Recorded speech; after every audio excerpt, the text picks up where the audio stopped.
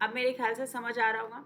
तो यहाँ पे चलिए जुड़ते हैं और समझते हैं। सबको सबसे पहले सबको गुड मॉर्निंग भाई, वेरी वेरी गुड मॉर्निंग। उम्मीद करूँगी इतनी लंबी छुट्टी तुम लोगों ने दिवाली पे मनाई है, आप स्वस्थ और तंदुरुस्त रूप से पढ़ोगे, है ना। तो सभी को गुड मॉर्निंग, जितने भी बच्चे जुड़ते जा रहे हैं, वेरी वेरी गुड मॉर्निंग। अब देखो यहाँ पे अलंकार में हमने कुछ चीज़ों पे चर्चा की कि अलंकार का शाब्दिक अर्थ क्या होता है। अलम जमा कार, और अलंकार का मतलब होता है शोभा बढ़ाना, है ना। तो काव्य की जो शोभा बढ़ाते हैं, जो नियम काव्य की शोभा बढ़ाते हैं शब्दों के प्रयोग से, या है ना वर्णों के प्रयोग से, या अर्थ के प्रयोग से, तो उनको हम क्या कहते हैं, अलंकार कहते हैं। अब ये गद्य और पद्य वाला कॉन्सेप्ट जो मैंने अभी बताया आप लोग को, कि गद्य जो है ना, गद्य कैसे लिखा जाता है, गद्य ऐसे भी लिख सकते हो आप लोग, ठीक है। और ये एक्चुअली बना किससे है, गद जमा य से बना हुआ है, और इसमें य प्रत्यय है, और य लगने के कारण जो पहले वाला वर्ण होता है वो आधा हो जाता है, इसीलिए गद्य में द आधा होता है। और गद्य की शोभा बढ़ाने के लिए हमें किसकी आवश्यकता पड़ती है, व्याकरण, जिसमें हम काल, कारक, वर्तनी, है ना, और संधि, समास, इनका प्रयोग करते हैं, अशुद्धि शुद्धि का प्रयोग करते हैं, उपसर्ग प्रत्यय का प्रयोग करते हैं, कार्थी, विपरीतार्थी, समानार्थी, इन सब का प्रयोग करते हैं। पर पद्य जो होता है, जो प आधा द और य से बना हुआ है, जिसमें पद में य प्रत्यय लगकर वो आधा हुआ है पद्य, तो पद्य की शोभा बढ़ाने के लिए हमें 3 चीज़ों की ज़रूरत होती है, अलंकार, रस और छंद। जैसा कि मैंने आपको समझाया कि अलंकार क्या है, अलंकार शोभा बढ़ाती है, काव्य की क्या करती है, शोभा बढ़ाती है, उसमें सुंदरता डालती है, पंक्तियों के प्रयोग से, शब्दों के प्रयोग से, वर्णों के प्रयोग से, अर्थ की सुंदरता का प्रदान करके। और रस जो है वो भाव की उत्पत्ति करता है, वो आपके अंदर इमोशंस की उत्पत्ति करता है। किसी मूवी को देखकर आपके हृदय में 3 घंटे में पता नहीं कितने डिफरेंट डिफरेंट टाइप के इमोशंस आते हैं। तो आपके पूरे जीवन काल में, पूरे सुबह से लेकर शाम तक, पूरे जन्म से लेकर मृत्यु तक पता नहीं कितने संवेग आते होंगे, उन सभी को प्रकट करने की क्षमता जो है वो केवल केवल रस में है। किसी चीज को सुनकर, देखकर या पढ़कर जिस भाव की, है ना, उत्पत्ति आपके हृदय में होती है, उसको हम रस कहते हैं। और छंद एक नियमावली है। नियमावली का मतलब होता है जहां पर नियमों का खास ध्यान रखा जाता है, कि वर्ण कितने होने चाहिए, अक्षर कितने होने चाहिए, वहां पर मात्रा कितनी होनी चाहिए, कब पंक्तियों में भी छेड़खानी की जा सकती है, हर एक चीज का नियम है। उस नियम को मद्देनजर रखकर अगर हम किसी चीज का निर्माण करते हैं तो वो शोभनीय होती है। इसीलिए हमें यहाँ पर गद्य और पद्य को जाना। पर आज का टॉपिक क्या है हमारा, अलंकार। अब अलंकार के बारे में थोड़ी सी और चीजें जानेंगे, कुछ पॉइंट्स भी पढ़ते हैं, ठीक है। पॉइंट्स पढ़ने से हमें चीजों में नॉलेज मिलती है, फिर मैं इसके बारे में थोड़ी चीजें और बताऊंगी। अगर अलंकार की परिभाषा की बात की जाए, ठीक है, तो जो किसी वस्तु को अलंकृत करे वह अलंकार कहलाता है। बहुत सामान्य भाषा में हम क्या कह रहे हैं, कि जो किसी वस्तु को अलंकृत करे वह अलंकार कहता है। और दूसरे शब्दों में भी हम इसको देखेंगे कि काव्य अथवा भाषा को शोभा बढ़ाने वाले मनोरंजक ढंग को अलंकार कहते हैं। मतलब काव्य की अथवा भाषा की शोभा बढ़ाने वाले मनोरंजक ढंग के अलंकार कहते हैं। मनोरंजक ढंग का मतलब समझ रहे हो, जैसे मैंने कहा तुम्हें कि मैं कहूंगी कि मैं अपने पति के लिए तैयार हो रही हूँ, तो इसमें सुनने में आपको कुछ आकर्षक आकर्षक नहीं लगा होगा, पर जैसे ही मैंने बोला कि सजना है मुझे सजना के लिए, तो सुनकर बड़ा मजा आया होगा। तो इसी को हम क्या कहते हैं, मनोरंजक ढंग से, ठीक है। संकीर्ण में भी देख लेते हैं, काव्य शरीर अर्थात भाषा को शब्दार्थ से सुसज्जित करना, मतलब सुंदर बनाना, तथा सुंदर बनाने वाले चमत्कार पूर्ण मनोरंजक ढंग को अलंकार कहते हैं। कविताएं सुनने में क्यों मजा आती है, इसीलिए तो मजा आती है क्योंकि वहां पर मजा आने का मुख्य कारण है कि वहां पर शब्दों का बहुत सुंदर प्रयोग होता है, ठीक है। अलंकार का शाब्दिक अर्थ होता है आभूषण। अलंकार का शाब्दिक अर्थ होता है आभूषण। मानव समाज सौंदर्य पासक है, हर मनुष्य सुंदरता के पीछे भागता है, चाहे वो नारी हो तो भी सुंदरता के पीछे भागेगा, प्रकृति है तो वो भी सुंदर, सौंदर्य है तो प्रकृति के पीछे भागेगा। आजकल सब कोई टूरिस्ट देखा होगा आप लोगों ने, जैसे ही मौका मिलता है तो वो प्रकृति की ओर भागते हैं, सुंदरता की ओर भागते हैं। अब दिल्ली हरियाणा में तो इतनी सुंदरता रह नहीं गई है ना? तो अब पहाड़ों की तरफ लोग जाते हैं, है ना? कहीं बीच पर जाते हैं। सौंदर्यता के पीछे हमारे जो मानव है वो पागल है, और उसकी इस प्रवृत्ति ने अलंकार को जन्म दिया है कि अब वो केवल नेत्र से जो सुंदर लगे उसी के पीछे पागल नहीं है, जो कानों को प्रिय लगे, जो सुनकर मनमोहित कर दे, है ना? सुनने से भी तो हृदय में बड़ी शांति मिलती है ना? एक तो देखकर सौंदर्यता को देखकर आत्मसंतुष्टि की प्राप्ति होती है, और एक किसी चीज को सुनकर आत्मसंतुष्टि की प्राप्ति होती है। जैसे कोई आपको बोले कि बहुत अच्छी लड़की है, बहुत अच्छा लड़का है, तो सुनकर आत्मसंतुष्टि की प्राप्ति होती है ना। तो सेम वैसे ही है हमारी भाषा। भाषा में इतनी ज़्यादा ताकत है कि वो केवल किसी चीज़ को देखे बिना, केवल और केवल सुनकर जोश भर सकती है। भाषा में ऐसी ताकत है कि सामने वाले बोलते हैं ना, मुर्दे को भी जगाने की ताकत होती है, और जगे हुए को मुर्दा बना भी सकती है। ठीक है?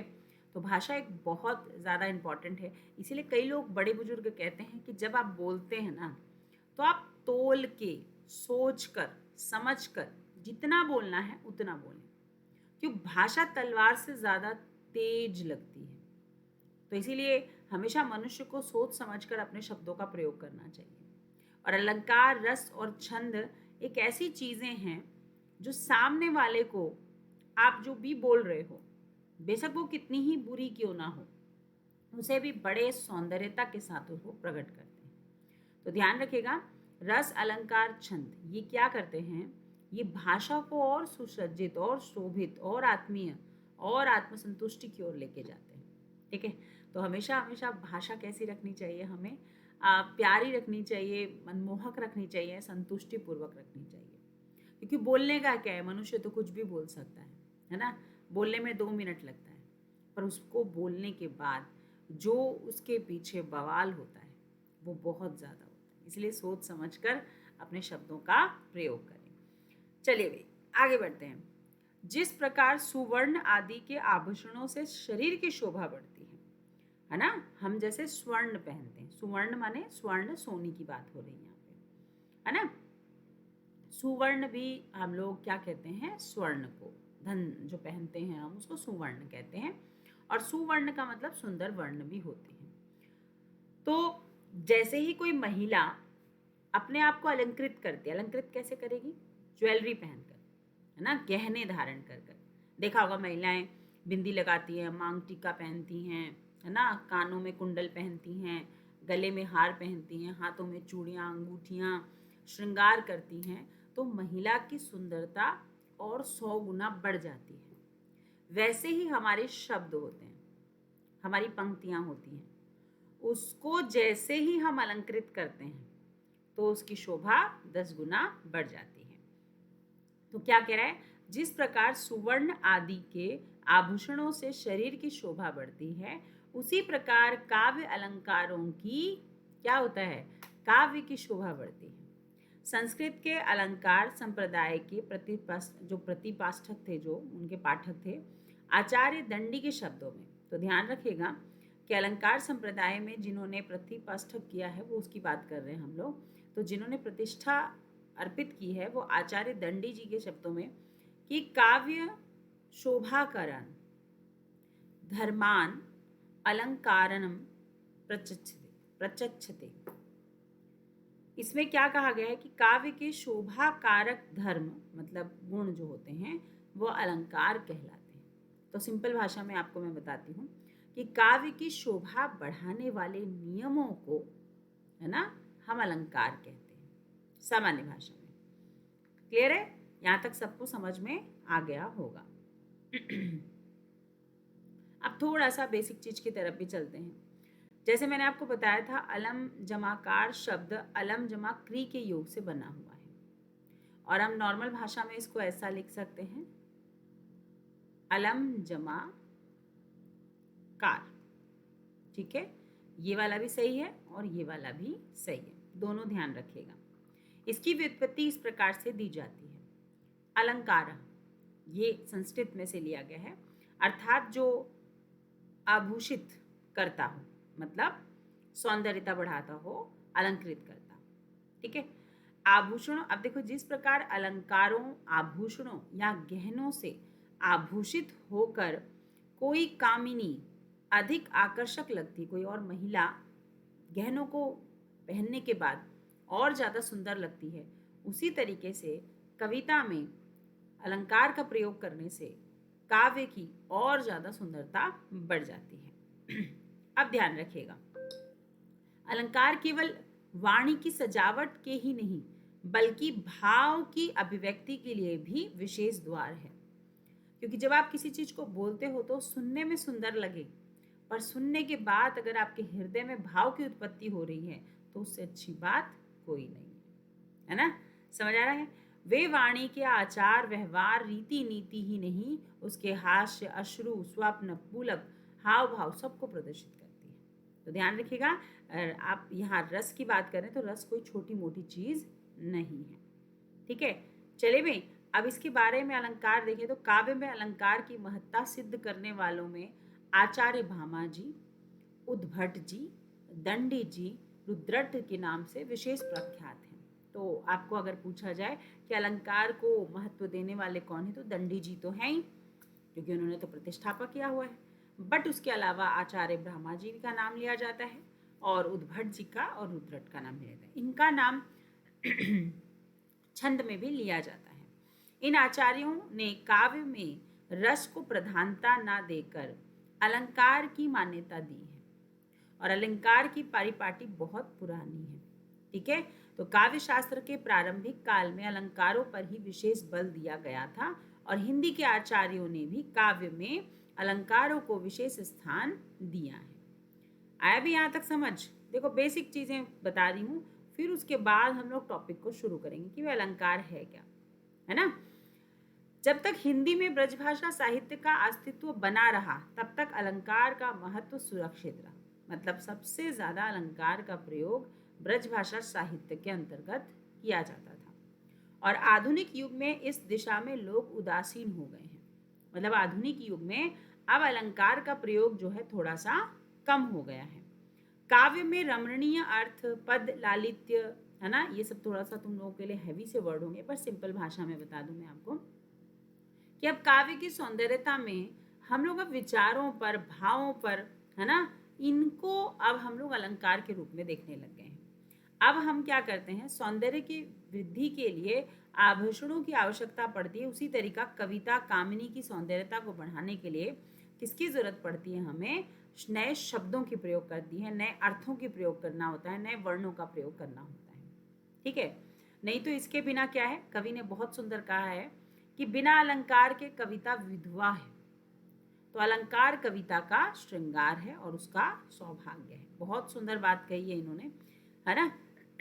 तो कवि कहते हैं कि भाई बिना अलंकार के काव्य क्या है, विधवा है, वही उसका श्रृंगार है और वही उसका सौभाग्य है। यहां तक समझ आ गया भाई? अब थोड़ा सा हम लोग नियम की तरफ चलते हैं। चले अब पढ़ते हैं हम लोग अलंकार को थोड़ा सा और अच्छे से डिटेल। जब हम अलंकार की बात करते हैं तो अभी मैंने तुम लोगों को बताया कि अलंकार जो है, अलंकार का शाब्दिक अर्थ आप लोग अच्छे से समझ चुके हो कि अलंकार क्या है, आभूषण। अलंकार का मतलब होता है आभूषण और अलम जमाकार व्यंजन संधि से बना हुआ है और इसका शाब्दिक अर्थ होता है ना, क्या बढ़ाना, शोभा बढ़ाने वाला। और अलंकार की परिभाषा हमने क्या देखी कि काव्य की शोभा बढ़ाने वाले नियमों को हम अलंकार कहते हैं। अलंकार के भेदों की तरफ चलते हैं। किसकी तरफ चलें, अलंकार के भेद। अब आप भेदों की बात करें तो आपको देखोगे तो कई विद्वान कहते हैं अलंकार के 2 भेद हैं और ज्यादातर विद्वान कहते हैं अलंकार के 3 भेद हैं। सबसे पहला भेद जिसको हम बहुत अच्छे से रटे हुए हैं, है ना, वो कौन सा है आपका, शब्दालंकार।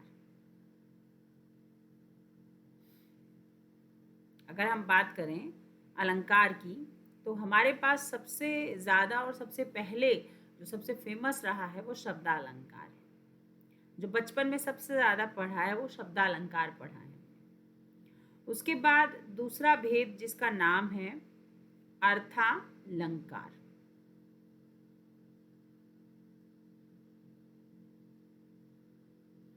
और तीसरा भेद है जिसको हम क्या कहते हैं, जिसको हम कहते हैं उभयालंकार।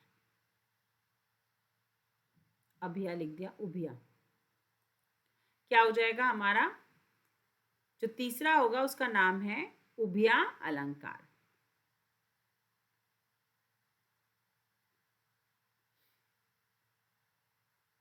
अभी 3 भेद आपको दिखाई दे रहे होंगे, है ना? शब्दालंकार, अर्थालंकार, उभयालंकार। शब्दालंकार एक्चुअली ये शब्द जमा अलंकार से बना हुआ है, ठीक है? तो शब्दालंकार का मतलब यहाँ पर ये जो है आपका किससे बना हुआ है, दीर्घ संधि से बना हुआ है, ठीक है? किससे बना हुआ है, दीर्घ संधि से बना हुआ शब्द है। अ मिलकर आ बन जाते हैं, इसीलिए यहाँ पे आ का विकार देखने को मिलेगा। अर्थ जमा अलंकार और उभय जमा अलंकार। यहाँ अर्थालंकार की भी बात करें तो यहाँ अर्थ मूल शब्द मतलब अर्थ जमा अलंकार 2 शब्द हैं, ठीक है? और यहाँ भी 2 शब्द हैं, उभय जमा अलंकार। अगर देखा जाए तो उभय यहाँ पे उपसर्ग का काम भी कर रहा है। उभय का मतलब होता है दोनों। अब तुम कहोगे मैम कैसे? जैसे तुम उभयलिंग पढ़ते हो तो उभयलिंग का मतलब क्या होता है, दोनों लिंग, स्त्रीलिंग और पुल्लिंग। अब अगर मैं उभयचर बोलूं तो उभयचर का मतलब क्या होता है, दोनों चर, दोनों जगह विचरण करने वाले को उभयचर कहते हैं। जो जल में भी हो और थल में भी हो उसको हम उभयचर। तो उभय का मतलब दोनों होता है, तो दोनों अलंकार में जो आता है उसको हम उभय अलंकार कहते हैं। मतलब दोनों का मतलब किससे लिया जा रहा है इसका, जिसमें अर्थालंकार प्लस शब्दालंकार दोनों को मिलाकर बनाया जाता है, उसको हम उभयालंकार कहते हैं। थोड़ा सा और इसको स्पष्ट समझा रही हूँ। शब्दालंकार में शब्दों के द्वारा चमत्कार उत्पन्न होता है। किसके द्वारा? शब्दों का प्रयोग होता है, शब्दों व वर्णों का भी प्रयोग होता है, ठीक है? यहाँ पे हम शब्दों का प्रयोग करते हैं, वर्णों का प्रयोग करते हैं। और अर्थालंकार में हम किसका प्रयोग करते हैं? यहाँ पर हम करते हैं अर्थ का। अर्थ पर विशेष ध्यान देते हैं।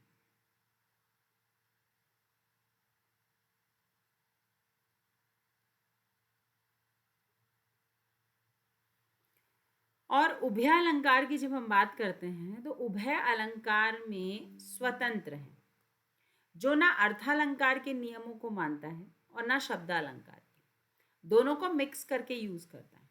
जहां उसको जरूरत पड़ती है वहां शब्दालंकार और जहां नहीं जरूरत पड़ती है वहां पर अर्थालंकार। तो जब दोनों की खिचड़ी पकाकर ये बनाता है तो उसको उभय अलंकार कहते हैं।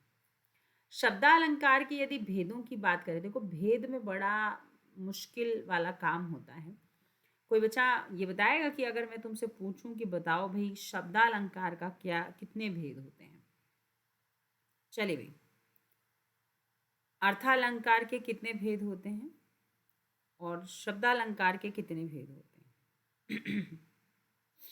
बताइए भाई।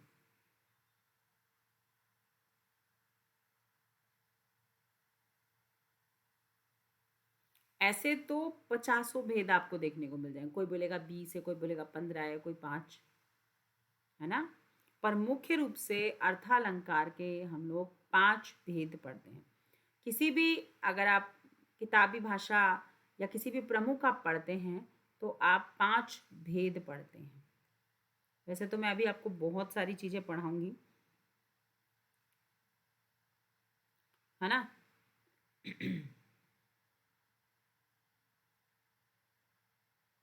बताइए, फटाफट बताएंगे। 10th लेवल पे अगर बात करें, हाँ बच्चे बिल्कुल करेक्ट आंसर दे रहे हैं। 5 भेद,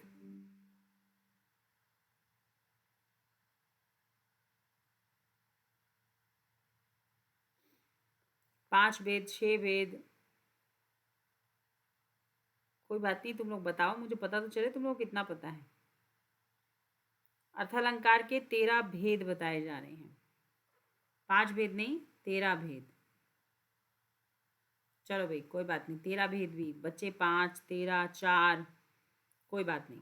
तो यहाँ पे हमने पढ़ा कि 13 भेद बताए जा रहे हैं।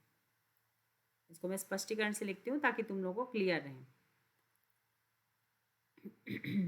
कितने भेद बताए जा रहे हैं? 13 भेद बताए जा रहे हैं। चलो भाई बहुत बढ़िया। और बताओ भाई, शब्दालंकार में कितना पढ़ोगे? शब्दालंकार में कितने भेदों की तरफ चलोगे?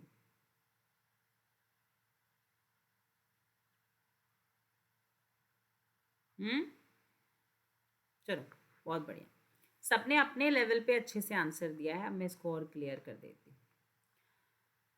शब्दालंकार और अर्थालंकार की जब हम बात करते हैं तो इनमें सबसे बड़ा जो परेशानी वाला काम होता है वो भेद पर होता है कि भैया कितने भेद बताने। चलो थोड़ा सा इन भेदों पे चर्चा करते हैं, फिर बताती हूँ मैं तुम लोगों को कुछ चीज़ें, ठीक है। अब ये अलंकार के भेदों की जब हम बात करते हैं तो अलंकार के भेद जो हैं 3 भेद होते हैं। अलंकार के कितने भेद होते हैं? 3 भेद होते हैं। शब्दालंकार, अर्थालंकार, उभयालंकार। ये तो क्लियर हो गया, ठीक है। शब्दालंकार में यहाँ पे देखोगे तो नीचे आपको और अच्छे से क्लियर होगा कि जिस अलंकार में शब्दों के प्रयोग के कारण कोई चमत्कार उत्पन्न हो जाता है ना। मैं और जूम कर रही हूँ ताकि और स्पष्ट से दिखे आपको, ठीक है। तो जिस अलंकार में शब्दों के प्रयोग के कारण कोई चमत्कार उत्पन्न होता है उसे हम क्या कहते हैं? शब्दालंकार कहते हैं, ठीक है। दूसरे शब्दों में जहां अलंकार शब्द पर आश्रित हो, अर्थात शब्द के बदल देने पर अलंकार अलंकारात्व नष्ट हो जाए। अलंकारात्व का मतलब होता है किसी की सौंदर्यता नष्ट हो जाए, किसी का आकर्षण नष्ट हो जाए, तो उसको हम शब्दालंकार कहते हैं। मतलब मैं किसी पंक्ति में कुछ ऐसे शब्दों का प्रयोग कर रही हूँ जो कि बड़ा ही सुंदर और लुभावना लग रहा है, पर जैसे ही मैंने उस शब्द का लोप किया या हटा दिया तो उस शब्द की क्या है, उस पूरी पंक्ति की शोभा नष्ट हो जा रही है। तो उसको हम लोग शब्दालंकार कहते हैं। शब्दालंकार 2 शब्दों से मिलकर बना है, शब्द जमा अलंकार, और मैंने बताया था ये दीर्घ संधि से बना हुआ शब्द है। शब्द की जब हम बात करते हैं तो शब्द के 2 रूप होते हैं, एक ध्वनि, एक अर्थ, है ना। एक तो जो सुनाई दे रहा है, जैसे चंदू के चाचा ने चंदू की चाची को, है ना, अभी मैंने बोला था खड़क सिंह के खड़कने से खड़कती हैं खिड़कियां, है ना। चारू चंद्र की चंचल किरणें खेल रही थी जलथल में। ये वर्णात्मक है, ये ध्वनि है जो सुनकर मजा आ रहा है। अर्थ, अर्थ में क्या होता है, जब हम किसी चीज को पढ़ते हैं, है ना। रही मन पानी राख ये बिन पानी सब क्या है, सब सॉरी, रही मन पानी राख ये बिन पानी सब सून, पानी गए ना उबरे मोती मानुस चुन। अब ये पंक्ति है, इसमें आपको सुनने से ज्यादा समझने में मजा आएगा, है ना। तो कनक कनक ते 100 गुना मादकता अधिकाय, इनको आपको कैसे सुनकर मजा तो आ रहा है, बट सुनने से ज्यादा इसके अर्थ को जानकर मजा आएगा। तो हम शब्दालंकार में 2 तरीके की चीजों को इंपॉर्टेंट देते हैं, एक ध्वनि को और एक अर्थ को। ध्वनि के आधार पर शब्दालंकार की सृष्टि होती है और अलंकार में वर्ण या शब्दों की लयात्मकता को, संगीतात्मकता को हम उसके कारण जो चमत्कार और सौंदर्यता प्रदान हो रहा है उसको हम शब्दालंकार कहते हैं।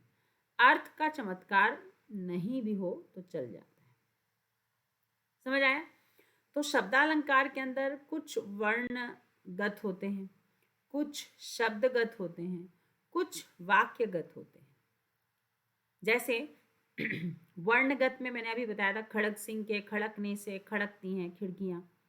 शब्दगत में सजना है मुझे सजना के लिए। और वाक्यगत में जैसे आपने सुना होगा, पूत सपूत तो का धन संचय और पूत कपूत तो का धन संचय। इसमें वाक्य रिपीट हो रहा है, तो का धन संचय, तो का धन संचय। पुत्र कपूत हो तो भी धन संचय करना वेस्ट है, और पुत्र सपूत हो तो भी धन संचय करना वेस्ट है, क्योंकि वो खुद ही इतना कमा लेगा। ठीक है, तो अनुप्रास अलंकार, यमक आदि अलंकार वर्णगत है, शब्दगत है। जो लाटा अनुप्रास है वो वाक्यगत है।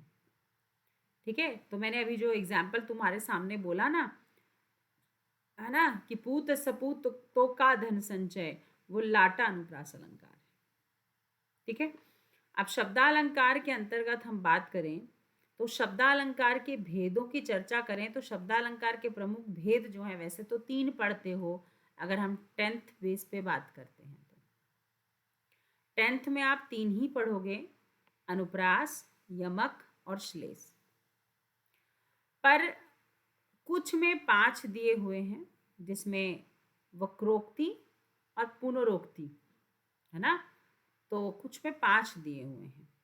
और कुछ विद्वान जो है फाइनली 6 बताते हैं, जिसमें विप्सा अलंकार और प्रश्न अलंकार। तो शब्दालंकार के भी आप यहाँ पर कितने भेद देख रहे हैं? 6 भेद हैं। पर आपसे एग्जाम में कभी नहीं पूछेगा कि 4 है, 5 है, 6 है, 2 है, वो उसका काम नहीं है। कुछ एग्जाम में पूछेगा तो 10th लेवल पे आप लगाइएगा। जैसे कोई अगर टीचिंग एग्जाम्स की तैयारी कर रहा है तो वो 10th लेवल पे लगाएगा 3, कि शब्दालंकार के कितने भेद होते हैं? 3। हाँ, मगर यूपीएसआई, कांस्टेबल या फिर लेखपाल, जीडी या अदर एमपी स्टेट का पेपर दे रहे हो, या फिर आप यूपी स्टेट का दे रहे हो, हरियाणा स्टेट का दे रहे हो, तो आप वहाँ पे अनुप्रास अलंकार, सॉरी आप मतलब शब्दालंकार और अर्थालंकार दोनों हैं, तो शब्दालंकार के वहाँ पर आप कुल मिलाकर 5 भेद लगा सकते हो, और 5 ऑप्शन में ना दे तो 6 लगा सकते हो। अनुप्रास अलंकार की बात करेंगे तो चलें शुरू करते हैं। अनुप्रास अलंकार क्या है, और अनुप्रास अलंकार को हम लोग थोड़ा सा अच्छे से समझते हैं। ठीक है, चलिए भाई, अब अनुप्रास अलंकार की बात करते हैं। डेफिनेशन यहाँ पे है, तो एक बार इसको पढ़ते हुए फिर चलेंगे डिटेल की तरफ। जब हम बात करते हैं अनुप्रास अलंकार, तो वर्णों की आवृत्ति को अनुप्रास अलंकार कहते हैं।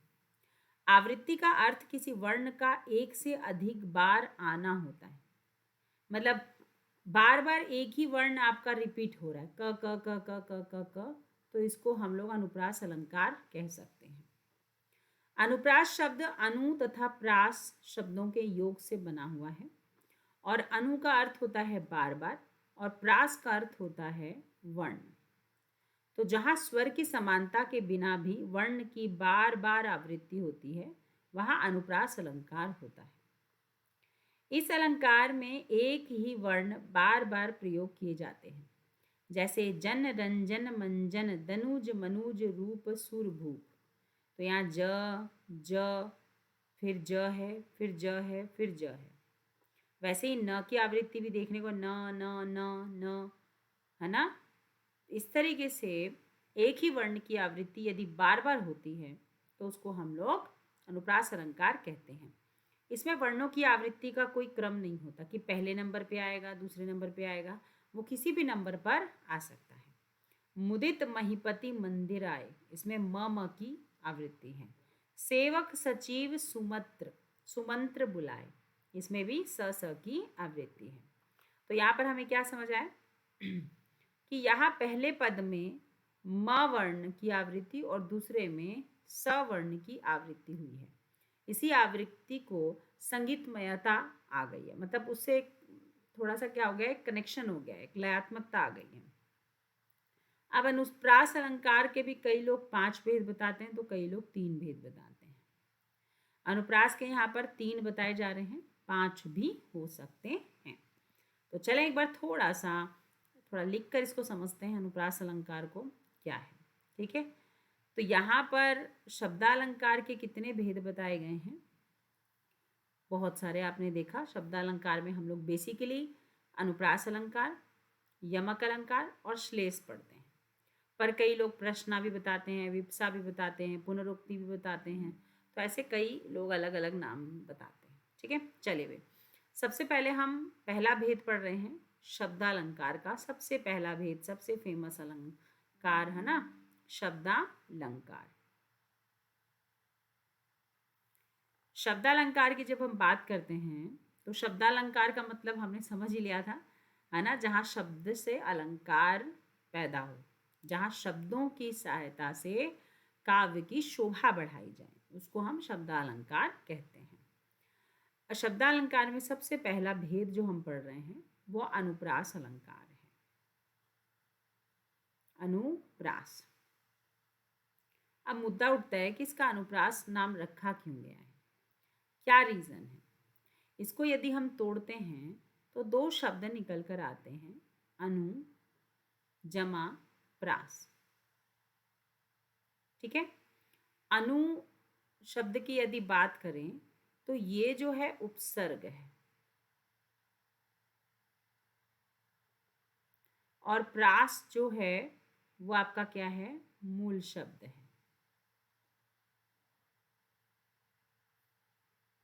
ठीक है, और अनु का यहाँ पे क्या अर्थ होता है? अनु का अर्थ होता है यहाँ पे बार बार, बार बार। ठीक है, अनु का अर्थ क्या होता है? बार बार। और इसका मूल शब्द प्रास का मतलब होता है वर्ण। तो जब किसी वर्ण की आवृत्ति बार बार होती है तो उसको हम अनुप्रास कहते हैं।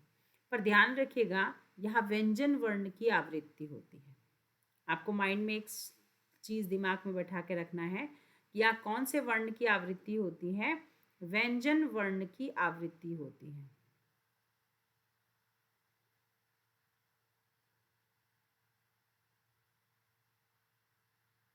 व्यंजन वर्ण की आवृत्ति होती है।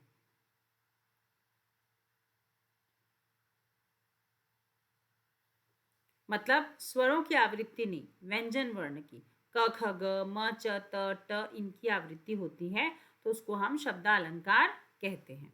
ठीक है, अब दूसरी चीज देखते हैं आगे की तरफ।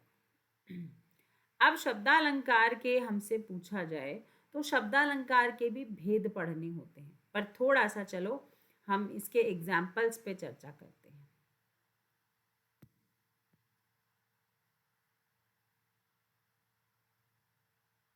एक सेकेंड रुकेगा, आप लोगों के लिए मैं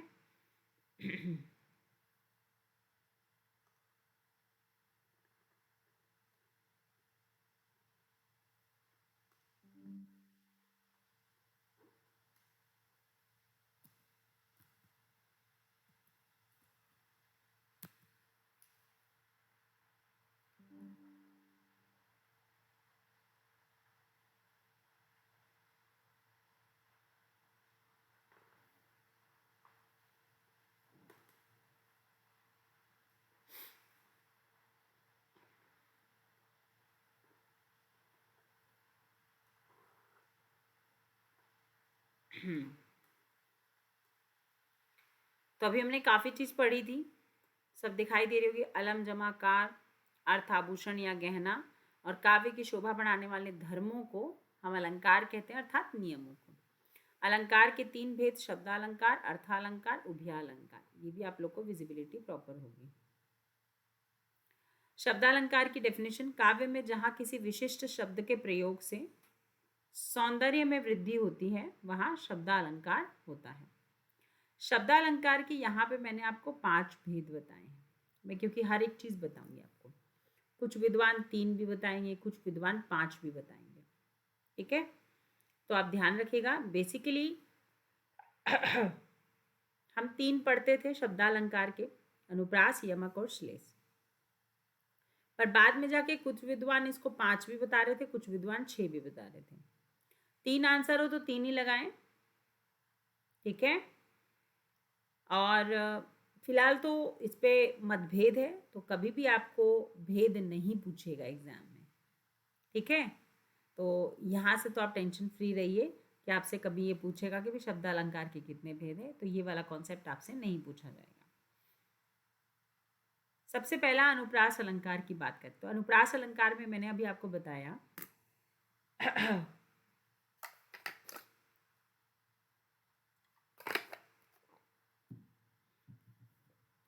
अनुप्रास अलंकार में मैंने आपको भी बताया कि जहां एक ही वर्ण की आवृत्ति बार बार होती है उसको हम क्या कहते हैं, अनुप्रास अलंकार कहते हैं, ठीक है। तो अब वर्ण की आवृत्ति बार बार हो रही है तो भाई कोई भी व्यंजन हो सकता है ना, स्वर नहीं होगा, पहले बता चुकी हूँ। अब देखो यहाँ पे बहुत सारे वर्ड्स आपको दिखेंगे, तो अनुप्रास अलंकार को पहले समझो, फिर उनके भेदों को समझेंगे। तो कालिंदी कुल कदम्ब की डारिणी, इसमें किसकी आवृत्ति हुई है, क की हुई है।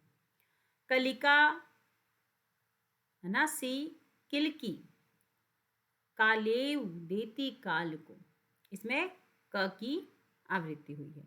कलिका सी उपमा भी है, देखो सा से सी आया है तो इसमें उपमा अलंकार भी है। कल कानन कुंडल है ना, मोर पंखा उर्पे बनमाल विराजती है, तो क की आवृत्ति भी है। अब मुद्दा उठता है कि इन वर्ण की आवृत्ति क्या लिमिटेड है क्या वर्णों की आवृत्ति लिमिटेड है, नहीं, वर्णों की आवृत्ति लिमिटेड नहीं, मिनिमम 2 बार होनी चाहिए और मैक्सिमम कितनी बार भी हो सकता है, ठीक है। तो यहाँ पे आपको ध्यान रखना है कि अनुप्रास अलंकार में मिनिमम 2 बार, जैसे देखो यहाँ पर विमल और वाणी सिर्फ 2 बार आवृत्ति हुई है तो भी अनुप्रास अलंकार है। और रघुपति राघव राजा राम, इसमें कंटिन्यूसली हुई है तो भी अनुप्रास अलंकार है। चारु चंद्र की चंचल किरणें खेल रही थी जलथल में, यहाँ पे 3 बार है तो भी अनुप्रास है। प्रतिभट कटक, अब इसमें ट जो है देखोगे बीच में आ रहा है, एंड में आ रहा है, लास्ट में आ रहा है, तो इसके आवृत्ति का सेम पोजीशन नहीं होती है कि आप कहोगे कि ये पहले नंबर पे आएगा तभी ये अनुप्रास है या दूसरे नंबर पे आएगा तभी ये अनुप्रास है, ऐसा भी कोई फिक्स नहीं है, ये कहीं भी आ सकते हैं, पहले नंबर पे, दूसरे नंबर पे, तीसरे नंबर पे कहीं भी आ सकते हैं।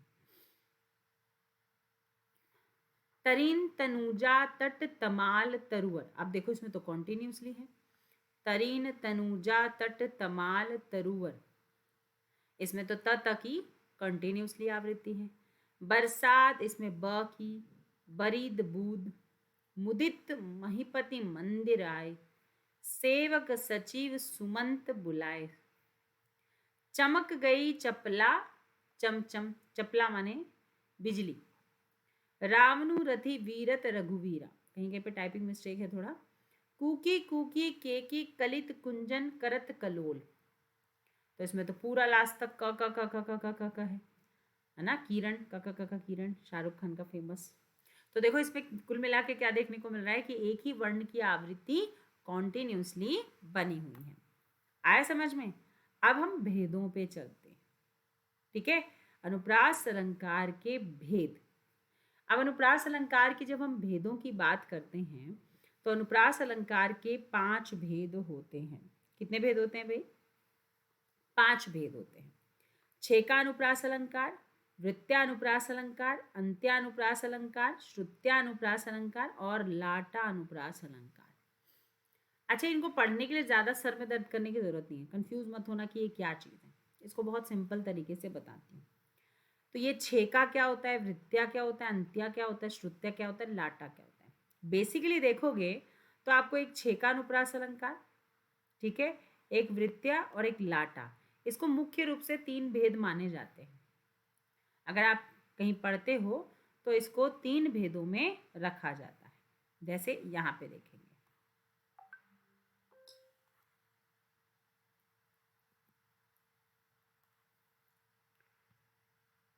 अरे भाई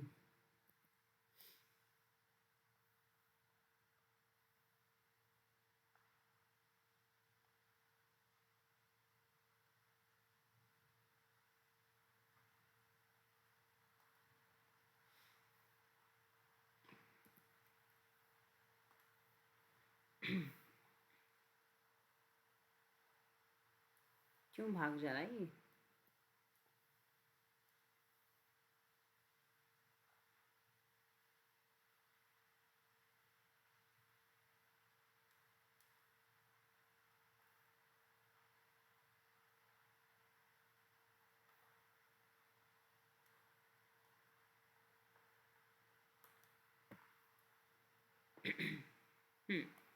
यहाँ पे देखोगे तो यहाँ हमने अनुप्रास के अलंकार के भेद देखे थे। अनुप्रास के 3 प्रकार होते हैं यहाँ पे, और वहाँ मैंने कितने बताए? 5। तो छेका, वृत्त्या और लाटा। देखो कुछ विद्वान 3 बताते हैं और कुछ विद्वान 5 बताते हैं, तो 2 इसमें जो और ऐड करते हैं, एक तो वृत्त्या अनुप्रास अलंकार और दूसरा एक श्रुत्या अनुप्रास अलंकार। ठीक है, तो वृत्त्या और श्रुत्या, सॉरी वृत्त्या नहीं कौन सा भूल गई, छेका और वृत्त्या और लाटा तो इसमें तीनों काउंट होता है। एक श्रुत्या अनुप्रास अलंकार काउंट नहीं होता है, और एक आपका तुक वाला, कौन सा वाला था ये? श्रुत्या, अंत्या, अंत्या, अंत्या छूट गया, ये रहा। श्रुत्या तो होगा, पर यहाँ पे अंत्या, इसको हटा दो बेटा। वृत्त्या तो लेता है वो, आपका जो एक नहीं लेता है वो अंत्या नहीं लेता। क्या नहीं लेता? अंत्या नहीं लेता। क्या हो रहा है इसको? तकलीफ सी हो गई बेटा इसको।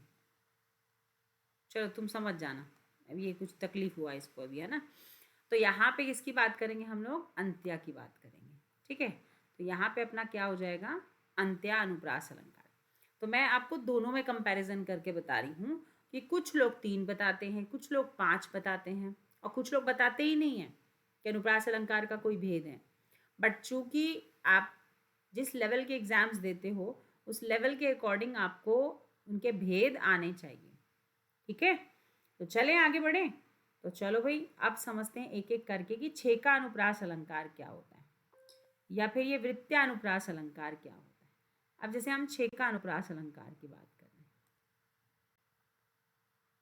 ठीक है, छेका अनुप्रास अलंकार। अब ये जो छेका अनुप्रास अलंकार है हमारे पास, ये क्या होता है? छेकना, छेकने का मतलब होता है रोकना। छेकना एक क्रिया है। तो जब हम किसी चीज की आवृत्ति को रोक देते हैं, किसी वर्ण की आवृत्ति को रोक देते हैं, तो उसको छेका छेका अनुप्रास अलंकार कहते हैं। जैसे मान लो मैंने यहाँ पे 2 बार क लिखा, एक बार क लिख दिया और फिर मैंने दोबारा क लिख दिया, और फिर मैंने यहाँ पे आवृत्ति इसकी रोक दी। क्या कर दी? इसकी आवृत्ति यहाँ पर रोक दी। तो इसका मतलब एक वर्ण सिर्फ 2 बार ही आए तो उसको छेका कहते हैं।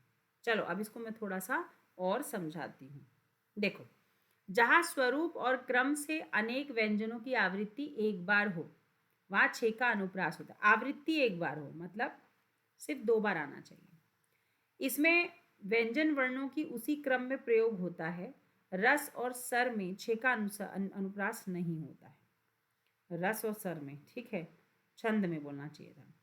सर सर में वर्णों की आवृत्ति उसी क्रम में स्वरूप में होती है, अतएव यहाँ छेका अनुप्रास, है ना।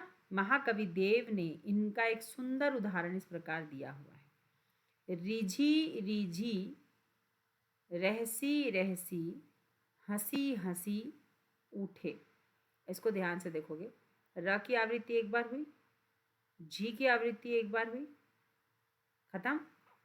रहसी रहसी, र की आवृत्ति, ह की आवृत्ति और सी की आवृत्ति, फिर ह की, फिर सी की। वैसे ही देखोगे स की 2 बार हो गई हैं। अब इनके हिसाब से यही है ना। भर खत्म, आंसू खत्म, पर भर और भर 2 बार हो गई हैं। तो इस तरीके से दई दई इसकी हो गई है। तो इसको बोलते हैं छेका अनुप्रास अलंकार। मतलब वर्ण की आवृत्ति एक बार हो गई और फिर दोबारा हो गई, बस, फिर रुक गई, फिर नया शब्द आया, फिर नया शब्द आया, तो इसको छेका, छेकना माने रुक जाना। अब देखो यहाँ रिझी रिझी, रहसी रहसी, हंसी हंसी और दई दई में छेका अनुप्रास अलंकार है, क्योंकि व्यंजन वर्णों की आवृत्ति उसी क्रम में हुई है जिस क्रम में होनी चाहिए थी। पहले नंबर पे हा है तो ये भी पहले नंबर पे, स दूसरे नंबर पे है तो ये भी स दूसरे नंबर पे है। दूसरा उदाहरण, बंदऊ गुरु पद पदूम पराग। अब देखो यहाँ पे किस वर्ण में तुम्हें लग रहा है। देखो प पहले नंबर पे है, यहाँ भी प पहले नंबर पे, ठीक है। सुरुचि सुवास, यहाँ सु पहले नंबर पे है, यहाँ सु पहले नंबर पे है। यहाँ पे भी तो बोल सकते हो तुम लोग कि यहाँ पे भी एंड में आ रहा है। तो सेम क्रम में आना चाहिए, समान क्रम में आना चाहिए, तब उसको हम बोल सकते हैं। जैसे देखोगे कि यहाँ पद और पदुम प और द एकाकार आवृत्ति स्वरूपता है, मतलब प एक जगह आ रहे, द आ रहे हैं, तो एक ही क्रम में आ रहे हैं और एक ही बार हुई है इनकी आवृत्ति, तो इनको हम लोग छेकानुप्रास अलंकार कहेंगे। चलो इसको थोड़ा सा और स्पष्टीकरण से समझाती हूँ।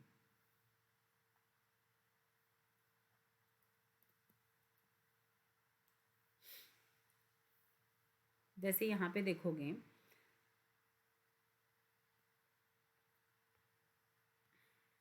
क्या हो रहा है आज,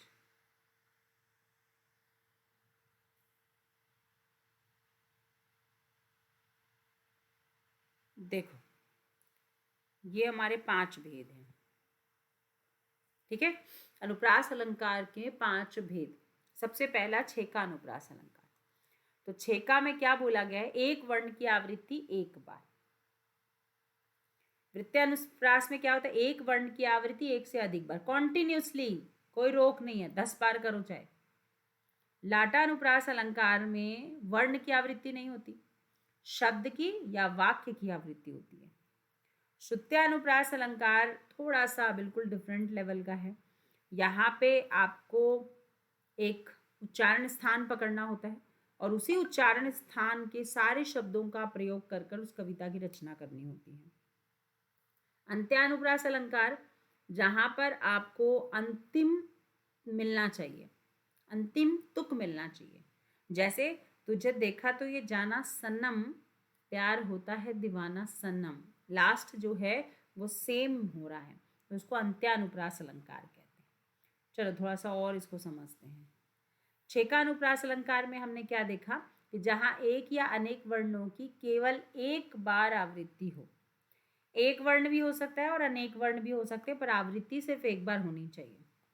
जैसे कनन कठिन, है ना, यहाँ पे र की आवृत्ति हो रही है, यहाँ भी र की आवृत्ति हो रही है, या फिर र, यहाँ देखो घ की आवृत्ति हो रही है, यहाँ भी आपकी री की आवृत्ति हो रही है, ठीक है।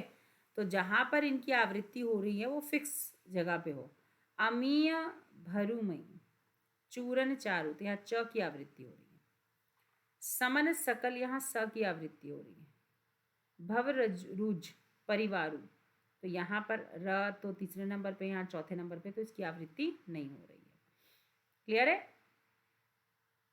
वृत्यानुप्रास अलंकार, अब ये फेमस जो है, ये तो तुमने बचपन में पढ़ा होगा। चंदू के चाचा ने चंदू की चाची को चांदनी चौक में चांदनी रात में चांदी के चम्मच से चटनी चटाई। अब तुम देखोगे तो इसमें च च च च की आवृत्ति बार बार कॉन्टिन्यूसली हो रही है। जब एक वर्ण की आवृत्ति बिना रोक टोक के लगातार आए तो उसको हम वृत्यानुप्रास अलंकार कहते हैं। जैसे ये लगान मूवी का गाना, ये गाना याद होगा तुम लोग को, घन घोर घटा घन घन छाई, है ना, घन घोर घटा, कुछ इसमें तकलीफ तो हो ही रही है, देख रहे हो तुम, टाइप नहीं हो रहा है। घनघोर घटा घन घन छाई, तो इनमें क्या हो रहा है कि कॉन्टिन्यूसली हो रहा है, बिना रोक टोक के हो रहा है ना। तो जब एक ही वर्ण की आवृत्ति बिना रोक टोक की कॉन्टिन्यूसली हो तो उसको हम क्या कहते हैं, वृत्यानुप्रास अलंकार कहते हैं। यहाँ भी देखो कि चारु चंद्र की चंचल किरणें खेल रही थी जलथल में, तो यहाँ भी च की आवृत्ति केवल 3 बार है, बट कॉन्टिन्यूसली होना चाहिए, तो उसको हम लोग वृत्यानुप्रास अलंकार कहते हैं। जैसे खड़क सिंह के खड़कने से खड़कती हैं खिड़कियाँ, है ना, इसमें भी तो ख ख की आवृत्ति है। ऐसे बहुत सारे आप देखोगे जिसमें मैंने ऊपर उदाहरण में आपको दिखाए थे।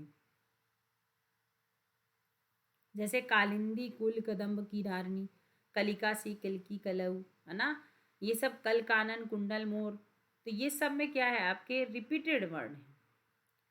कुकी कुकी केकी कलित कुंजन करत कलोल, इसमें तो पूरा काका है। मुदित महिपति मंदिर आए, इसमें भी मा है ना। तो ऐसे एक ही वर्ण की आवृत्ति जब कॉन्टिन्यूसली होती है तो उसको हम लोग वृत्यानुप्रास अलंकार कहते हैं। ठीक है, नेक्स्ट आगे बढ़ते हैं, जिसको हम कहते हैं लाटा अनुप्रास अलंकार। लाटा अनुप्रास अलंकार में वर्ण की आवृत्ति नहीं होती है, शब्द की या फिर वाक्य की आवृत्ति होती है। लड़का तो लड़का ही है, लड़का तो लड़का ही है, या किसकी आवृत्ति हो रही है, लड़का शब्द की। अब इनका शब्द नहीं बदल रहा है, पर जोर दे के बोला जा रहा है कि भैया किसी के घर में पुत्र धन की प्राप्ति नहीं हुई है, पुत्री हुई है, तो दादी क्या कहती है कि अरे लड़की हुई है।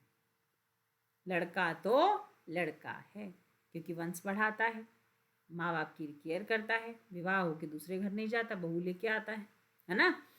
पूत सपूत तो का धन संचय। अब यहां से तुम देखोगे तो वाक्य की रिपीटेशन हो रही है, तो केवल शब्द की ही नहीं, यदि वाक्य की रिपीटेशन हो तो भी लाटा अनुप्रास अलंकार है ना। तो पूत सपूत तो क्या धन संचय, और पूत कपूत तो का धन संचय, दोनों कंडीशन में पैसे जमा करना बेवकूफ़ी है।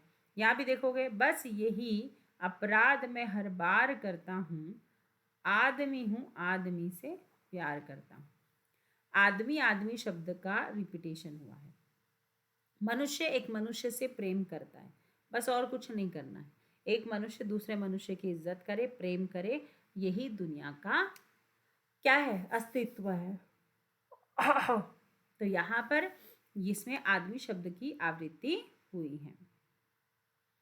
श्रुत्यानुप्रास अलंकार, देखो श्रुत्यानुप्रास अलंकार है क्या, थोड़ा सा जैसे मैंने आपके सामने ये गाना लगाया है, दीदी तेरा देवर दीवाना। अब इस गाने के थ्रू मैं तुमको इसलिए समझाऊंगी क्योंकि अगर मैं दीदी लिखती हूँ, ठीक है, दी तेरा देवर, ध्यान से समझना, दीवाना। अब मैंने ये गाना लिखा तुम्हारे सामने, हमारे उच्चारण स्थान होठ से लेके कंठ तक कई भागों में बटे हुए हैं। अब मैं तुमसे पूछूं कि बताओ इस गाने में किस उच्चारण स्थान का प्रयोग हुआ है, कंठ का, तालु का, मूर्धन्य का, तो मैं तुमसे बोलूंगी कि ये दंते का इस्तेमाल हुआ है। अब दंते वर्ण कौन कौन से होते हैं तुम लोगों को पता होगा, तो त, थ, द, ध, न, ये सब दंते हैं। इसके अलावा व भी दंते हैं, ठीक है, और तो और आपका र भी दंत मूल है, ये सब आपके दंत मूल है। अब देखो ये भी, अब देखो आपको समझ आएगा कि मैं क्यों ऐसा कह रही हूँ। अब देखो यहाँ पे द दंत है, ये भी द दंत है, त भी दंत है, र भी दंत है, द भी दंत है, व भी दंत है, र भी दंत है, द भी, व भी, न भी, ये सारे दंते वर्ण हैं। आया समझ में, क्लियर है। तो जब एक ही उच्चारण स्थान के सारे वर्ण, इसमें तो देखो सारे हैं, पर कुछ में 5 7 हो, 4 हो, 8 हो, तो भी वो श्रुत्यानुप्रास अलंकार में होता है। रघुपति राघव राजा राम को भी चेक करो, र दंत है,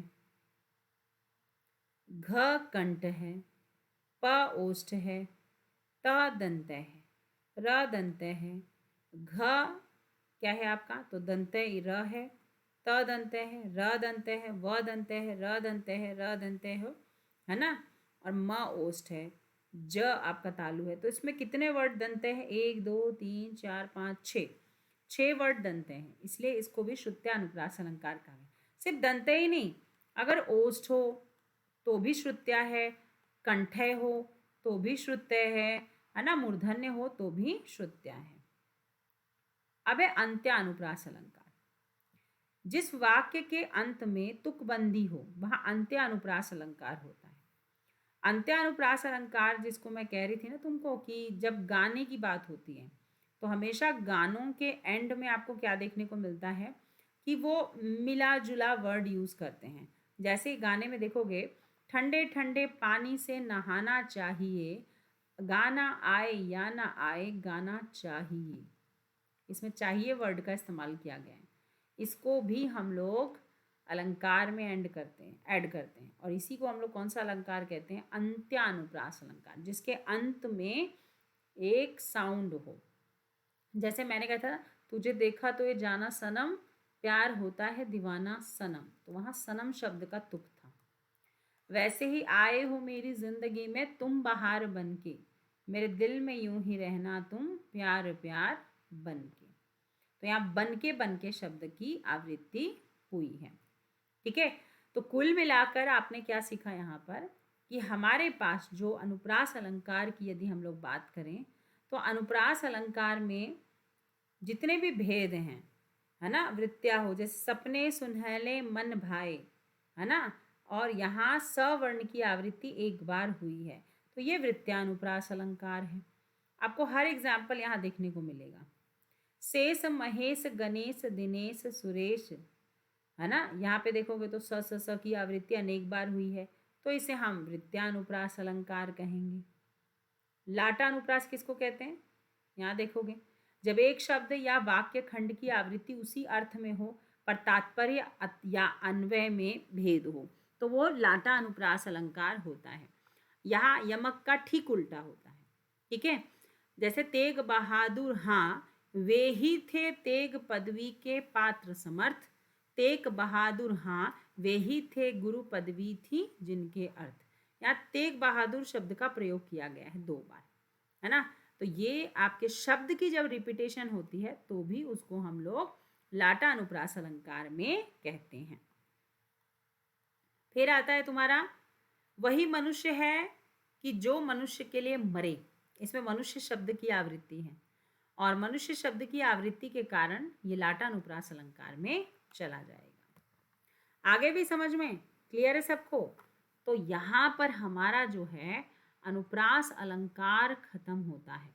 बहुत बढ़िया तरीके से आप सभी ने अनुप्रास अलंकार को कंप्लीट किया। तो यहाँ पर हमने आज अलंकार पढ़े, अनुप्रास अलंकार पढ़ा, आज शब्दालंकार अर्थालंकार क्या है। तो नेक्स्ट क्लास में हम लोग आगे कंटिन्यू करेंगे यमक अलंकार और उसके जो भी श्लेष अलंकार, उनके जो भी, है ना, उनके उदाहरण, सब चीज़ों को नेक्स्ट क्लास में पढ़ेंगे। तो चलो भाई, आज की क्लास उम्मीद कर रही हूँ सबको समझ आई होगी। कोई भी डाउट है, कोई भी प्रॉब्लम है तो कमेंट ज़रूर करें। ठीक है, चलो भाई, take care, bye bye, love you to all. मिलते हैं नेक्स्ट क्लास में।